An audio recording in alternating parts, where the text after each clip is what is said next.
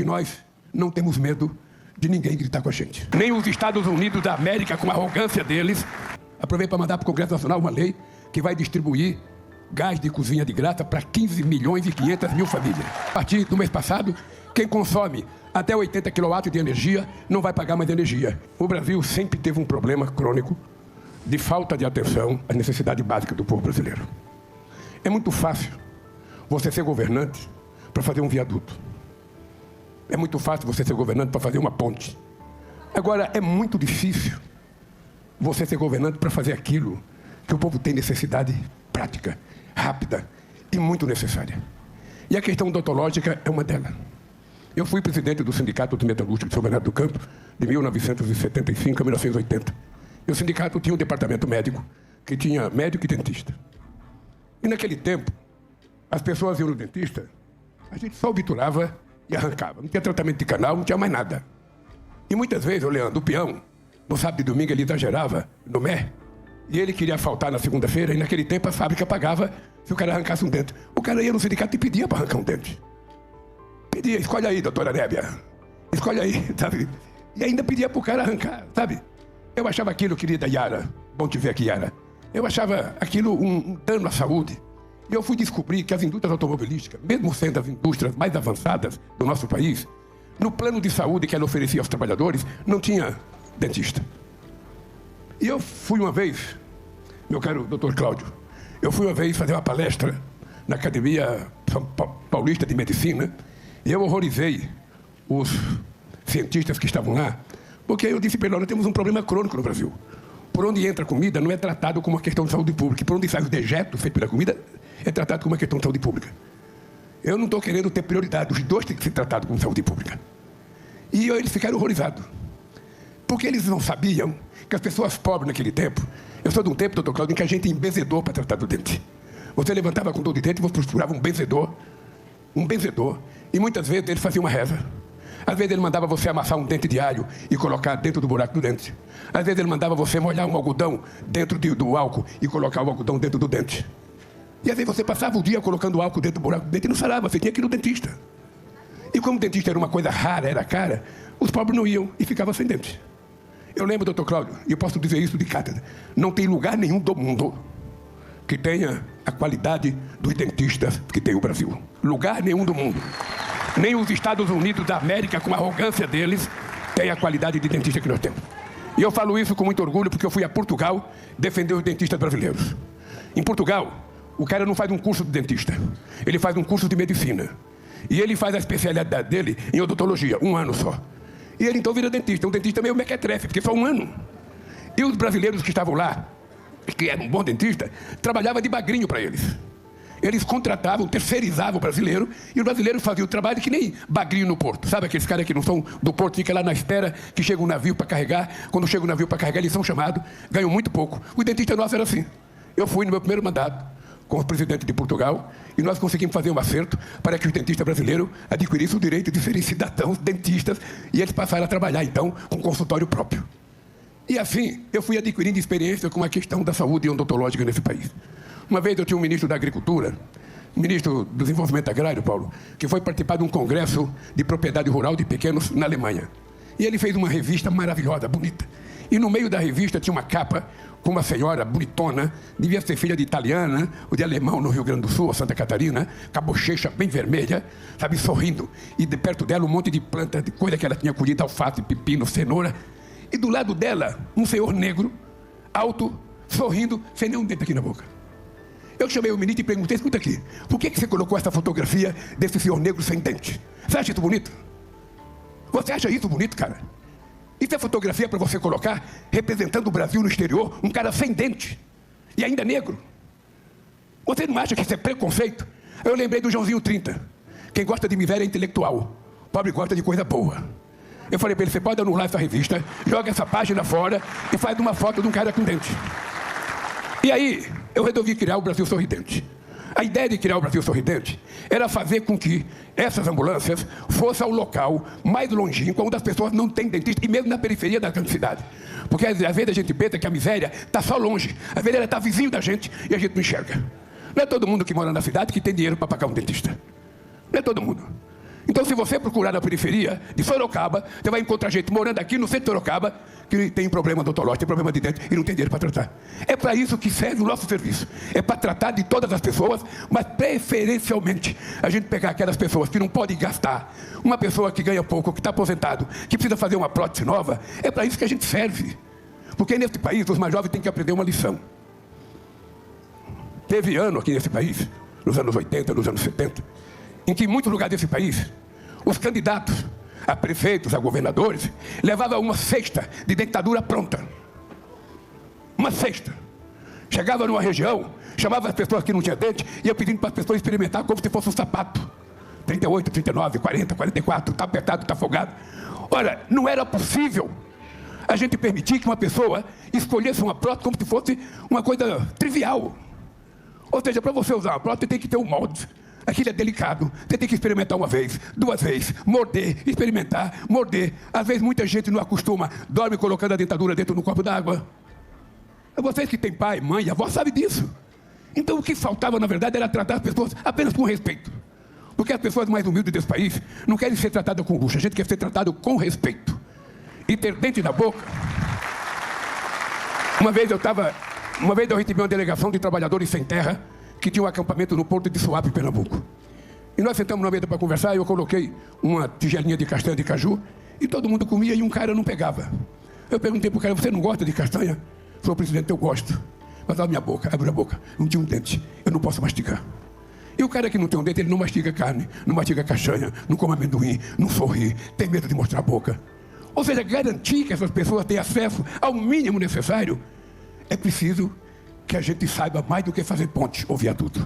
É preciso que a gente saiba fazer aquilo que o povo necessita, carinho, aconchego, e tratá-lo com o amor que é preciso tratar. Porque tem muita gente que não sabe que isso é necessidade. Tem muita gente que não se dá conta, sabe que não faz falta.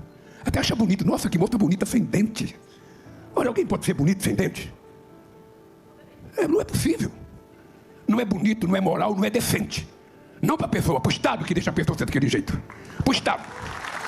Então o que nós queremos é provar que é possível tratar esse povo com o mínimo de decência, com o mínimo de respeito. Mas tem gente que não gosta que a gente faça isso. Tem gente que não gosta porque quando um governo como o meu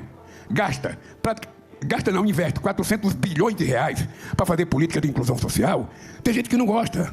Tem gente que acha que esse dinheiro deveria estar na especulação. Os banqueiros, para que gastar dinheiro com pobre? Esse Lula é um babaca. Pobre querer dentista, pobre querer... Agora o mais de especialidade que nós estamos fazendo, agora tem especialidade. A minha agonia, e o Padilha sabe disso desde 2012, é que as pessoas mais humildes aqui de Sorocaba, eles conseguem numa UPA, eles conseguem no UBS, eles conseguem fazer a primeira consulta. Aí quando ele faz a primeira consulta, o médico fala, olha, o senhor está com... o coração seu está batendo fora de ritmo, então você precisa procurar um cardiologista. Aí a mulher sai do consultório do médico, vai na secretaria da UBS, olha, o doutor disse que é para marcar um cardiologista. Aí a moça, olha, filha, hoje vai no computador, olha só daqui 10 meses. Aí a pessoa volta para casa com um problema no coração, para esperar 10 meses. Aí, depois de 10 meses, ela vai. Chega lá, é atendida, até com um sorrisinho da atendente. E ela fala, olha, eu vou no cardiologista, vai no cardiologista. Ele fala, puxa vida, você tem que fazer uma... Como é que é, Padilha? Ecocardiograma. Você tem que fazer uma ressonância magnética. Aí... cintilografia, essas coisas todas. Aí a moça sai do consultório do especialista, a doente vai lá e fala para a mocinha do balcão, olha, ele pediu que eu fizesse uma ressonância magnética. Aí ela vai no computador, olha, só daqui a 10 meses, um ano. Aí a pessoa volta para casa na expectativa de que a doença vai melhorar e ela vai estar viva daqui 1 ano, 2 anos, 3 anos. Então eu tinha uma obsessão, nós precisamos garantir a segunda consulta e a máquina imediatamente, para que as pessoas não morram na expectativa. Antes as pessoas morriam porque não tinha remédio.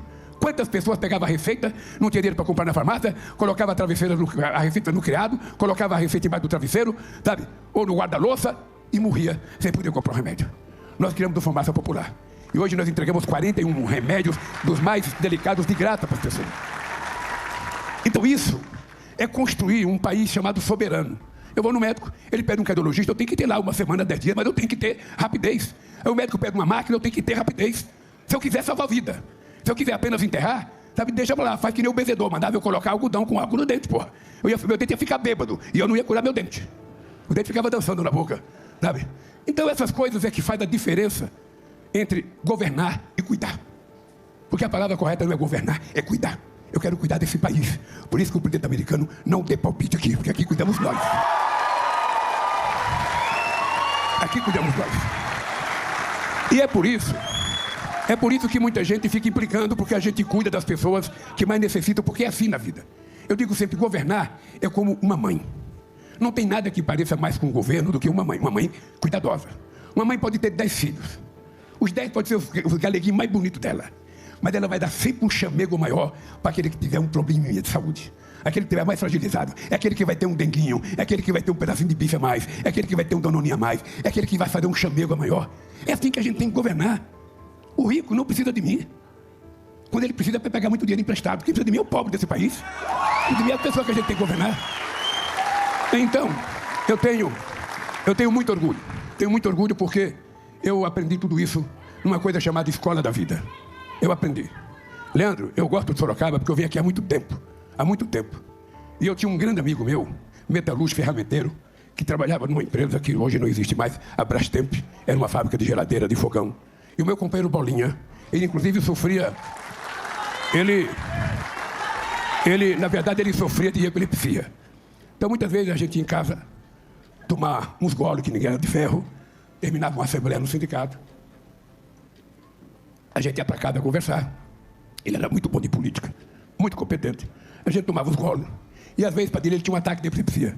E eu tinha que levar ele na Vila Baeta, às vezes, meia-noite, 1 hora da manhã. Eu levava o Bolinha para casa. E nós fizemos uma amizade extraordinária até que ele veio para Sorocaba. E aqui em Sorocaba, para minha surpresa, ele falou, Lula, eu vou ganhar aquele sindicato. E pouco tempo depois ele virou o presidente do sindicato. E era uma figura excepcional. Eu era presidente, eu vim aqui no enterro dele, no meu segundo mandato. Então a minha relação com Sorocaba, além dessa relação com o sindicato, a relação com Hamilton Caiara, que são fundadores do PT, vereadores, deputados federais, deputados estaduais. Então, eu acho essa cidade uma cidade bonita. É uma cidade bonita, é uma cidade que tem um padrão de vida acima da média de outras cidades. E eu fico feliz com isso, porque os trabalhadores morando bem, sabe, as pessoas querem morar bem. Ninguém faz opção por ser pobre. Ninguém. Todo mundo quer ter o melhor. Todo mundo quer se vestir bem. Todo mundo quer morar bem. Todo mundo quer educar bem os seus filhos. É para isso que a gente nasce, fica adulto, casa, constrói família. O maior sonho de uma mãe é ver a filha formada. É ver um filho formado. Não tem nada mais sagrado, não é dinheiro que ela tem para dar para o filho. É a educação que faz a diferença na vida das pessoas. É a educação. É por isso. É por isso que aqui em Sorocaba, sabe, eu fiz a primeira universidade federal dessa cidade, fui eu que fiz. Porque tem uma história para os prefeitos de outros estados saber o seguinte. Aqui em São Paulo houve uma revolução em 32. Uma tentativa de golpe contra o Getúlio Vargas em 32. E o governo federal, o Getúlio derrotou os paulistas, que é a chamada Revolução de 32. Tem nada de revolução, foi uma tentativa de golpe dos paulistas, da elite paulista, para não deixar Getúlio governar esse país. O Getúlio ganhou. Então os paulistas, muito espertos que eram, vocês querem saber a esperteza de paulista? É só conhecer a história dos bandeirantes. É só conhecer. Aí o que acontece? Os paulistas falaram, bom, o Getúlio ganhou o poder, mas a inteligência vai ser nossa. E criaram a USP em 32. E a USP é efetivamente o maior centro de inteligência desse país, porque é a única universidade brasileira que está entre as 100 melhores do mundo. E é verdade que São Paulo produziu grandes quadros para governar esse país. Então a influência de São Paulo é muito grande. É muito grande. E não tinha Universidade Federal em Sorocaba, não tinha em São Bernardo, não tinha em Santo André, não tinha em Osasco, não tinha em Guarulhos, não tinha em Santos. E eu, então, que era o único presidente da República que não tem o diploma universitário, eu falei, eu vou fazer as universidades federais nessa cidade. E sinto orgulho de ser o presidente que mais fez universidade na história desse país. E sinto orgulho de ser o presidente que mais vou entregar institutos federais. Eu, quando peguei o governo em 2003, o Brasil tinha 140 institutos federais. E o primeiro dele foi feito em 1909, na cidade de Campo de Quataguases, pelo presidente Nilo Peçanha. Em 100 anos foi feito 140 institutos federais. Pois eu, em 15 anos, em 12 anos, vou entregar 782 institutos federais nesse país. Para formar as nossas meninas e os nossos meninos. Para formar as nossas meninas e os nossos meninos. Eu quero, Leandro, que todo menino possa ter uma profissão. Porque a pessoa com uma profissão, ela fica muito melhor de vida. Eu, graças a uma profissão, minha mãe é analfabeta. Eu sou o primeiro filho da minha mãe a ter um curso primário. Eu sou o primeiro a ter um curso técnico. Por conta disso, eu fui o primeiro a ter um carro, o primeiro a ter uma geladeira, o primeiro a ter uma televisão, o primeiro a ter uma casa e o único a ser presidente da República, por causa de uma profissão. Então eu quero que os jovens, os homens aprendam. Vocês, homens que estão aqui, sabem o que é procurar emprego com profissão e tem profissão.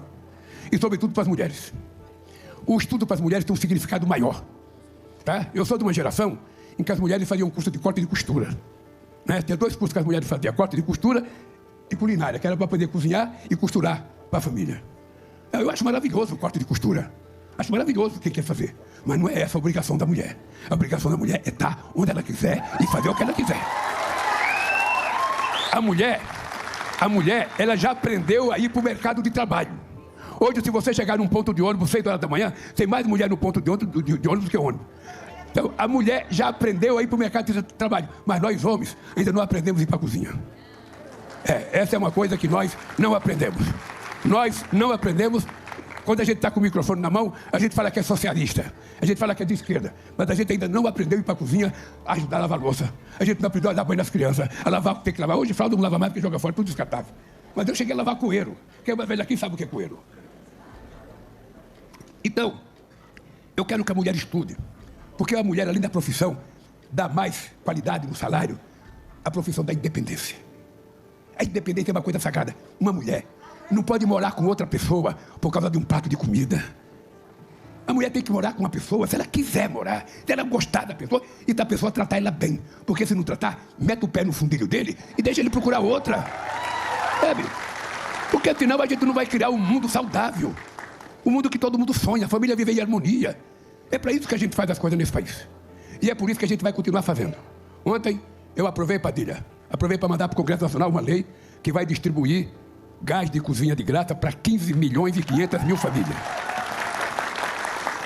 Vocês sabem que a partir do mês passado, quem consome até 80 kW de energia não vai pagar mais energia. E quem consome até 120 vai pagar apenas a diferença entre 80 e 40. Porque a energia está muito cara. E no Brasil, só para vocês terem ideia, o pobre usa energia no mercado regulado, que é a energia regulada pelo governo. O rico usa energia no mercado livre. Sabe qual é o resultado disso? O rico paga mais barato do que os pobres. É isso. É por isso que eles privatizaram a Eletrobras. O benefício para quem? Quem é que ganhou? Quem é que ganhou com a privatização da BR, distribuidora da Petrobras?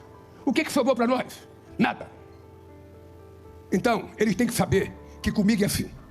Ou seja, o Estado tem que ter finalidade. E a finalidade do Estado é cuidar de todos. É cuidar de todos. E não quero privatizar a empresa pública. Eu quero que a empresa pública sirva o público. Que nem o Banco do Brasil faz. Que nem a Caixa Econômica faz. Ali aquela que der prejuízo vai ter que dar lucro. Porque senão a gente não consegue fazer as coisas que o povo necessita. Então, Padilha, é o seguinte. Eu quero te dar os parabéns. Porque eu acho que mesmo na área da saúde nossa, mesmo junto ao Ministério da Saúde, sabe, na área da saúde do Brasil, tem gente que acha que saúde bucal não é prioridade. Ele não é dentista, ele não considera dentista médico. Então, para que cuidar disso? Então a gente tem que teimar, a gente tem que insistir, a gente tem que provocar. Aquilo que é bom, nem sempre as pessoas entendem. Outro dia eu tive uma discussão com o Padilha, discutindo com ele como fazer para chegar a... Não, a questão das meninas, da jovem. A dignidade menstrual. Ou seja, nós estamos distribuindo de graça. Aonde distribuir? Na escola? No correio? Porque muitas vezes as pessoas não têm dinheiro para comprar. Então nós precisamos garantir que as pessoas tenham um mínimo de decência. Até um dia a pessoa melhora de vida e vai comprar. Fralda geriátrica.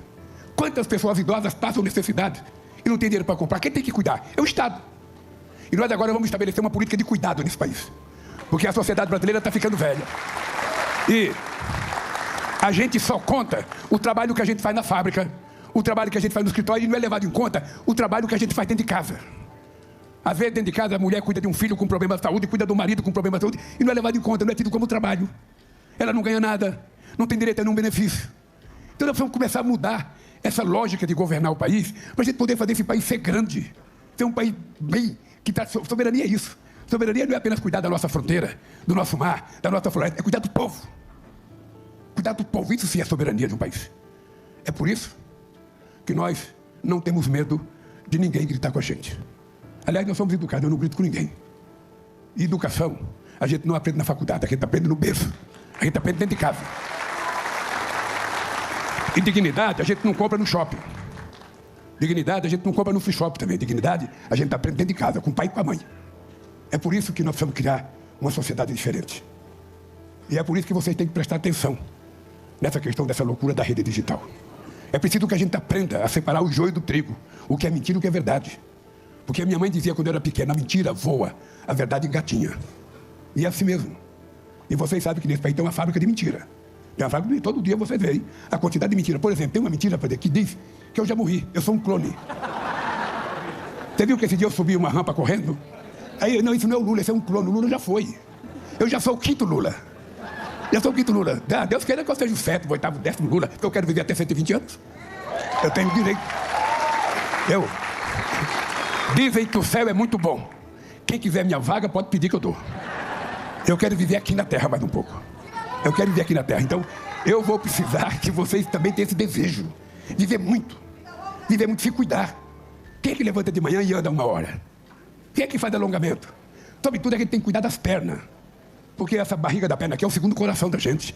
Se a gente não fizer exercício com a perna, ficar sentado na sofá, vendo novela, vendo lá, ou no computador só mexendo assim, a gente vai durar pouco, cara. Eu vou fazer 80 anos dia 27 de outubro. De 80 anos. Eu digo para todo mundo aqui. Eu hoje tenho mais resistência física do que quando eu tinha 65 anos de idade. Hoje eu consigo correr. Hoje eu consigo andar 6 km, 30 minutos a 6 km por hora e 30 minutos a 8 km por hora, sem cansar. Eu consigo fazer isso porque eu me cuido, eu quero viver muito. E eu queria que vocês fizessem isso. Levanta, andar de manhã, vai comprar pão a pé, sabe? Não vá de carro. Vai comprar pão a pé. Pega sua mulher de domingo, seu marido, e dê uma voltinha com ele, anda um pouquinho. Sabe? Estica as pernas. Faça um alongamento, cuide-se. Porque daqui a pouco você está entrevado na cama. Para que a gente serve entrevado? Para nada. Então eu não quero me entrevar. Eu qualquer dia vou subir a rampa do Palácio Planalto correndo para ver quem é que vai me acompanhar. Então o jeito é o seguinte. Ó, se prepare para a seguinte questão. Um mandato do Lula incomodou muita gente. 2 mandatos incomodou muito mais.